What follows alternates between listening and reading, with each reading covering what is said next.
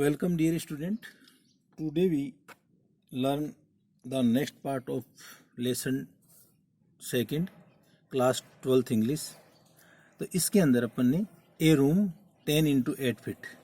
तो प्यारे बच्चों, अपन ने देखा था कि इस लेसन के अंदर theme of this lesson is mainly जो जनरेशन गैप है ना उसके ऊपर है कि किस तरह से एक पीढ़ी से दूसरी पीढ़ी की भी जो सोच है उसमें कितना अंतर आ गया है और वो कैसे अपनी जो सोशल फैब्रिक या सामाजिक जो ताना बाना है उसके लिए एक थ्रेड के रूप में है।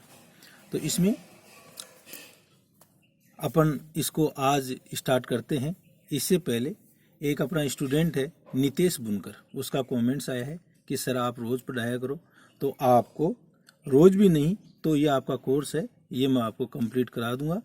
लेकिन आप एक काम करो, इस चैनल को आप सब्सक्राइब करो, ज़्यादा से ज़्यादा सब्सक्राइब करो, शेयर करो, जिससे अपने जो साथी हैं उनको इसका फ़ायदा मिल सके। अच्छा लगे तो लाइक करो और यदि आपको अच्छा नहीं लगे तो डिसलाइक करो। और कमेंट सेक्शन में जाकर के जैसे भी आपके विचार हैं वो ज़रूर लिखो, जिससे कि आने वाली जो वीडियो हैं उनको अपन और इफेक्टिव बना सकें। अब यहाँ से स्टार्ट करते हैं। She would be seen standing at the site with her umbrella through out यानी दिन भर यानी complete the day.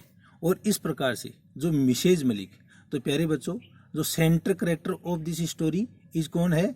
Mrs Malik. Mrs Malik के ऊपर ही पूरी की पूरी ये कहानी है वो चलती है। और इस परिवार के अंदर मिस्टर मलिक, मिसेज मलिक, उसका सन है, उसका डॉटर इनला है और उसकी जो मदर है वो कुछ समय बाद में ख़त्म हो जाती है।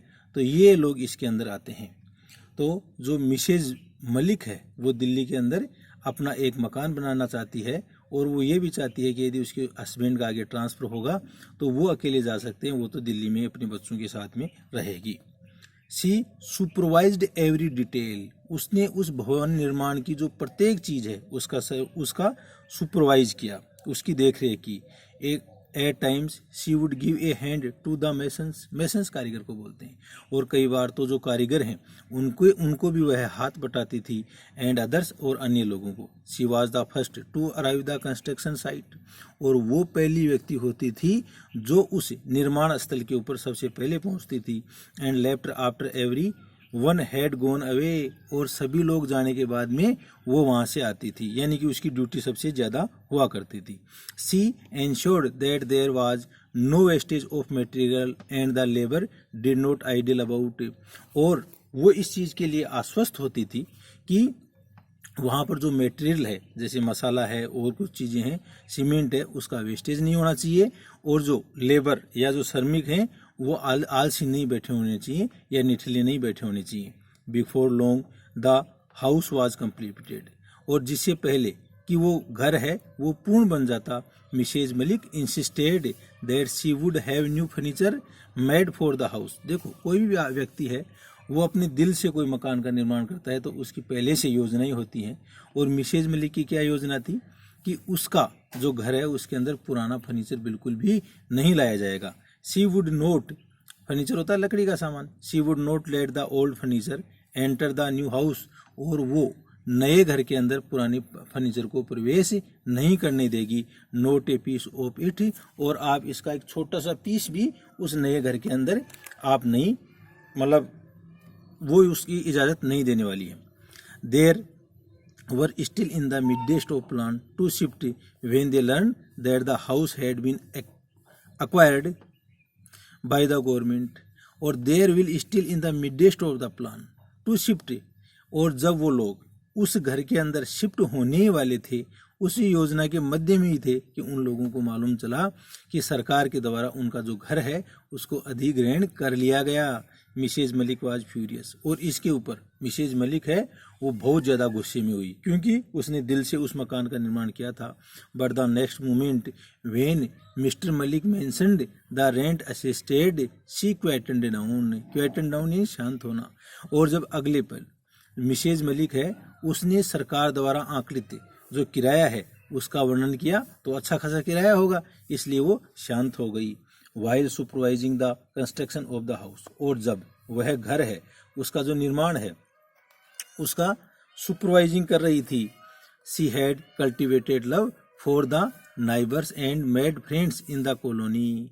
तो उस समय जो आस पड़ोस के लोग हैं उनके साथ में उनके प्रेम पूर्वक जो संबंध हैं वो विकसित हो गए थे और कॉलोनी के अंदर उनके बहुत से मित्र भी बन गए थे। She thought of various plans of doing up the house, और इस प्रकार से वह घर को बनाने की जो कई योजनाएं हैं उन योजनाओं के लिए भी प्लान भी बनाती थी। Everything had to be forgotten, और इस प्रकार से प्रत्येक चीज है उसको भुला दिया गया।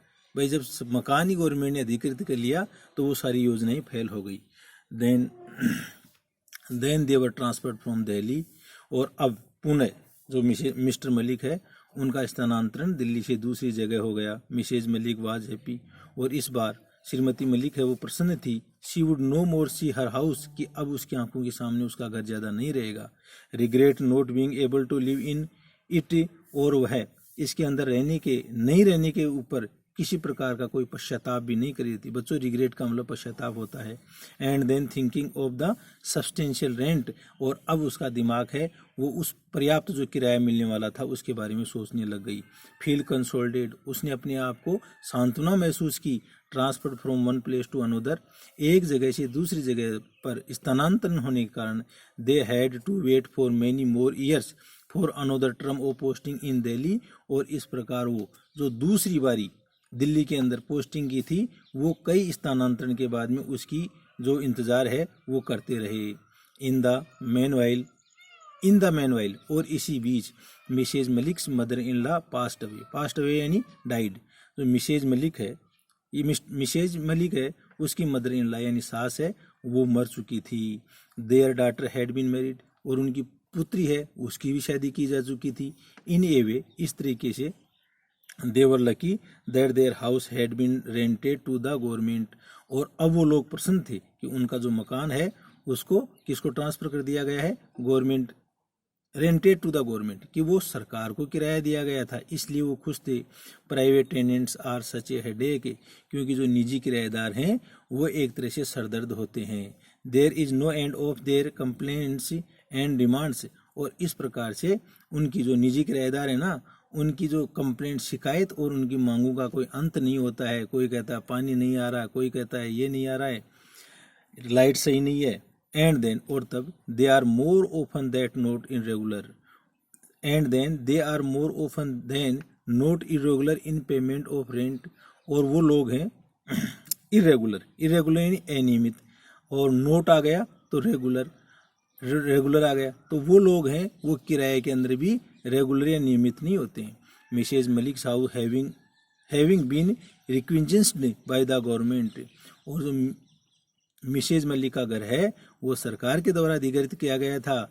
The rent was credited to their bank account every month regularly यानी इंसेंटली या कंटिन्यूसली, तो उनका जो किराया है वो नियमित रूप से बैंक के खाते के अंदर मतलब जमा करा दिया जाता था। Only their son remained to be married now, अब उनका केवल जो एक बच्चा है उसी की शादी किया जाना बाकी था।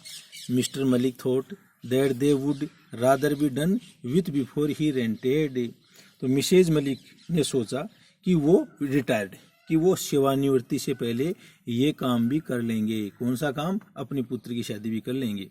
There son had been married, अब उनका जो पुत्र है उनकी शादी कर दी गई। Mr Malik had retired from service, और मिस्टर मलिक है वो भी अपनी सेवा से निवृत्त हो गए। But their house had not yet been released by the government, लेकिन सरकार के द्वारा अब भी उनका घर है वो मुक्त नहीं किया गया। Mr and Mrs Malik lived with their son, अब मिस्टर और मिसेज मलिक है वो अब अपने पुत्र के साथ में रहते थे। एंड डॉटर इन लॉ पुत्र और पुत्रवधू के साथ में मिसेज मलिक रह रही थी। इन ए रेंटेड हाउस, एक किराए के घर में, यानी अब भी वो लोग हैं वो किराए के घर में रह रहे थे। Mister Malik was still fighting with government for release of the house, अब जो मिस्टर मलिक है वो सरकार से अपना जो घर है वो मुक्त कराने के लिए अपनी लड़ाई लड़ रहे थे। वेन हिज एंड केम, और उसी समय उनका भी अंत आ गया, यानी वो भी मिस्टर मलिक भी पास्ट अवे गुजर गए। He passed away without being able to live in his house even for a day. और इस प्रकार से वो अपने घर के अंदर एक दिन भी नहीं रह पाए। नाउ अब विद इन 3 months 3 महीने के अंदर द हाउस वाज डी रिक्विजिशन्ड, जो घर है उसको मुक्त कर दिया गया 3 महीने बाद में। यानी कब? मिस्टर मलिक की मृत्यु के 3 महीने के बाद में घर है उसको सरकार ने मुक्त कर दिया। Mrs Malik daughter in law was keener than Mr Malik's to shift her own house. अब यहाँ देखो, मिसेज मलिक की जो पुत्र वधू है ना, किन्नर यानी ज्यादा उत्सुक, कीन यानी उत्सुक, तो वो मिसेज मलिक से भी ज्यादा अपने नए घर के अंदर स्थानांतरित होने के लिए उत्सुक थी। The moment they were restored possession of the house, और वो समय भी आ गया जब उनको अपना जो घर है उसके अंदर अपना स्वामित्व है वो स्थापित करना था। शी हैड इट पेंटेड, और उन लोगों ने शी हैड इट पेंटेड, उसने उसको पेंटेड करवाया यानी उसके कलर करवाया, एंड पॉलिश्ड, और पॉलिश करवाई, एंड स्टार्टेड शिफ्टिंग, और उसके अंदर अपना स्थानांतरित होना उन्होंने शुरू कर दिया। The furniture dealer had been order to supply a number of pieces which he did, और जो फर्नीचर डीलर है यानी जो लकड़ी के सामान का जो व्यापारी है उसको आदेश दिया गया कि वह नए तरह का जो सामान है उसको खरीदा जाए, सप्लाई उसकी आपूर्ति है वह उनको कर दे। तो ठीक है बच्चों, आज का इतना ही लेसन है, इसको तैयार करो। कल आपको नेक्स्ट जो लेसन है बचा हुआ पार्ट है वो भी पढ़ाएंगे। हाँ, चैनल को सब्सक्राइब करो, शेयर करो, और कोई दिक्कत हो तो आप उसके अंदर कमेंट सेक्शन में जा करके कमेंट्स करो, जिससे कि आगे और भी इफेक्टिव वीडियो आपको उपलब्ध करा सकें। Thank you. Stay home, stay safe. ये कोरोना काल है और इस कोरोना काल के अंदर अपना जो विकल्प ऑनलाइन टीचिंग है वो एक अच्छे विकल्प के अंदर उभर करके सामने आया है और इसका अपन को लाभ लेना है। Thank you.